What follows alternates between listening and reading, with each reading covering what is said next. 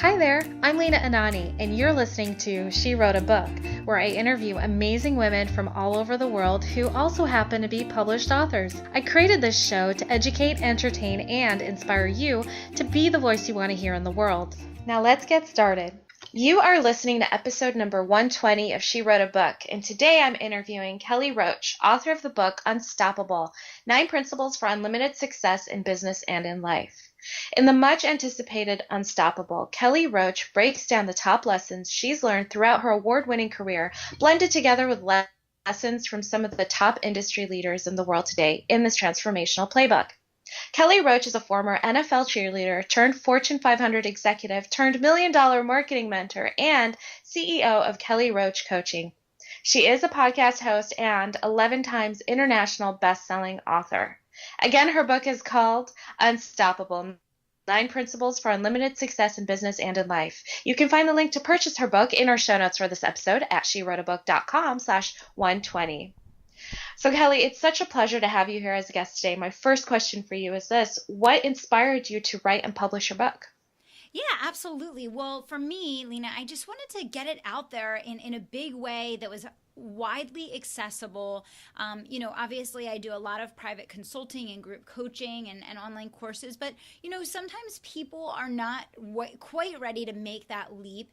And I wanted to be able to make a difference for the larger population, no matter what their budget was or no matter what time constraints they had. And I felt like a book was just a great platform to add value on a larger scale to people and also introduce them to the brand and how we can help people.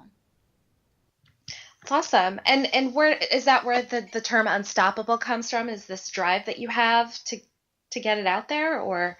Yeah, I think the word unstoppable, my podcast is called Unstoppable Success Radio. My book is Unstoppable: 9 Principles for Unlimited Success. And my flagship program is called The Unstoppable Entrepreneur, where I teach entrepreneurs how they can make 6- and 7-figure leaps in their business. And really, the word unstoppable, I chose to use that as a phrase that describes the mindset of the individual, that no matter what curveballs life throws at you, no matter what challenges or obstacles you face, that drive, that passion, that dream that you have in your heart of hearts keeps you moving forward no matter what. So it's really that mindset of, it may not be perfect, but putting one foot in front of the other, all of our dreams can come true. And I like to, outwardly share that mindset. And I also want to attract people to my brand that have that mindset. And that's really where that phrase came from. Awesome. And so this phrase unstoppable, one foot in front of the other, making your dreams happen. Do you feel like there's a realistic dream versus an unrealistic dream, and do you talk about those at all in your book? Yeah, well, I think one of the biggest reasons I wrote the book was that in the age of the internet, there is complete information overwhelm. Most people, yes, they go so far as having a dream, but they don't truly commit to achieving that dream and really believing that it's possible and doing what it takes to get it done. And I think many times it's so big and it seems so overwhelming to people that they don't even know where to begin. And so one of the things that the book does is it connects those dots for people, and it helps them break their goals down into a realistic action plan that they can make progress on. And, one of the biggest messages that I like to share, Lena, is that, no matter what your goal is, no matter how big your goal is or how far in the distant future it may seem, at the end of the day, what it comes down to is you taking the time to break your goal down into milestones, and then to break those milestones down into what I like to call mini mile markers or sprints. I think the biggest problem that people have, Lena, is they don't take the time and put the thought into determining, well, what are the daily things that I can do that are manageable in 30 minutes, an hour, 2 hours, 3 hours that will move me forward? You're trying to swallow the elephant, and, of course people get frozen and overwhelmed. Of course they go years and years without actually making any real progress. That's so funny. I agree with that 100%. And I was just having this conversation with a friend of mine who decided to create this amazing dream to follow through, which I support 100%. But she's already feeling overwhelmed, and it's like, no, you got to take smaller steps. You got to make your action steps they need to be attainable. And I love that you talk about that in your book. So. What do you think is the first breakthrough in our experience with success? What do you think that we have to go through to get there, to get where we want to go? Yeah, the first breakthrough is always around mindset, and it's number one, taking total and complete ownership for where you are and where you're not. Number two, realizing that the only person that's going to make or break your success and determine if you ever get there is you. And then number three, realizing that what got you to where you are is not going to get you to where you want to be. So in order to get to the next level in business, in life, in whatever area that you want to see improvement or create a breakthrough in, is going to require an up level in your mindset, your mentality, your way of thinking, acting, and behaving. And so that's really the first step in creating a breakthrough in your success, because the actions build off of that. You can go through the motions of taking new actions, but if the intention and the mindset and the energy isn't behind them in the right way, you could do the same action that someone else is doing and get literally no results.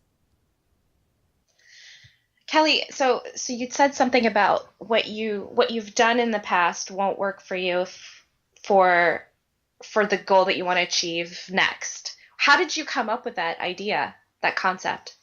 Yeah, definitely. Well, I'm a very common sense kind of person, and I'm a very simple girl. When I set big goals for myself, and as I've mapped out all of the things that I've accomplished in my life, it really started with a simple pen and paper. And what I like to do is reverse engineer how to achieve a goal. So the simplest way that I can share, what you're asking me here, Lena, and to break it down for people, is to explain it like this. Okay, so let's say that you're talking about creating an up leveling in your business. Well, business success is scientific. It's all based on math, right? So you generate 100 leads, 30 of those leads get on a webinar, and 5 of those leads buy. Okay, so let's just say that's what's happening in your business right now. Well, let's say that you, in order to achieve your goals for next year, you need to have 20 people buy. Right?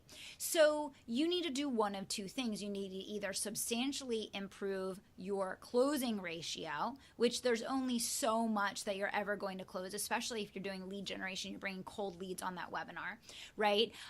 But also you're going to require more leads. So if you want to 5 times the number of clients you're closing on your webinar, you will need to 5 times the amount of lead generation you're doing to get people on that webinar.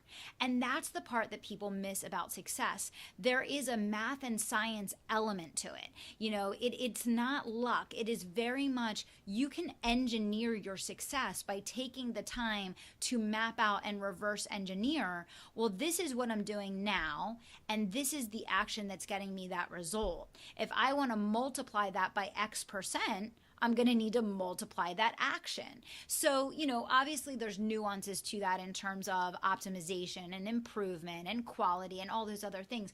But that's a basic element that I can share. It's just like losing weight, right? So you lose weight when you burn more calories than you consume. So for all the craziness that people go through to lose weight, and all the great lengths that people go to figure out how to lose weight, it can really be broken down to exercise more, consume less. Right? And that math will ultimately cause your body naturally to lose weight. So I think we overcomplicate things a lot. And with our success in particular, we get very emotional about it, when in reality, we need to spend a lot more time figuring out the math, figuring out what's going to be required to achieve that next level versus wishing or hoping that it could be possible for us. Does that make sense? Absolutely. And I can just picture my algebra teacher gloating right now. Like, remember in algebra class, a lot of us were like, when are we really going to use this math in real life? Yeah. But this is X plus Y equals Z. I mean, this is exactly what you're talking about. I love it.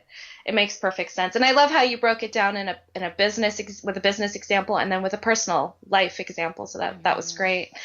So what do you think are the core skills that we need in order to be successful that maybe not everyone talks about? Yeah, definitely. So there's really three big cores here. Number one is leadership. So it's the ability to get results through others. Your success is in large part limited by what you personally can create. Unless you learn to be a leader, you learn to get results through others, you learn how to grow your income to the point that you can get support from other people, right? So your success is naturally capped unless you learn leadership. So to do any massive up-leveling in your business or life, you have to learn how to impact and influence others in a positive way to get people doing what you want them to do for reasons that are motivational to them, so that they put their heart and their energy and their best foot forward in achieving them. And that's something that people don't talk about enough, for sure.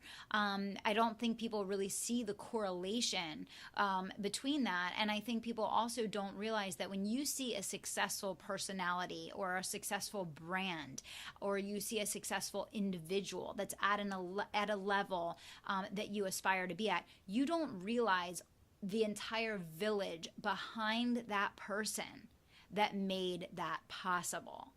And people don't realize all of the intricate layers and foundational things and support pillars that came through that person being a leader that made that level of success possible. People are only seeing the finished product of that individual that's achieving success, not everything that individual built that's underneath the surface.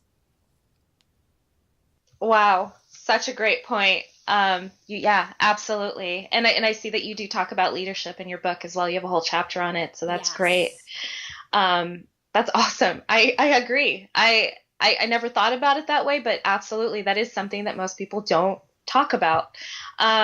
So Kelly, my last question for you is this: what do you love most about being an author?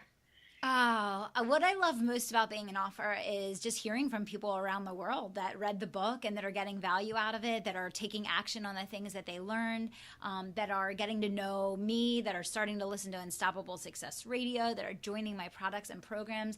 It's writing a book has been an unbelievable connector for me to people throughout the world that can gain value and benefit from the work that I do and how I help people. And so just hearing those success stories is so motivational and definitely gets me excited to get started writing the next one.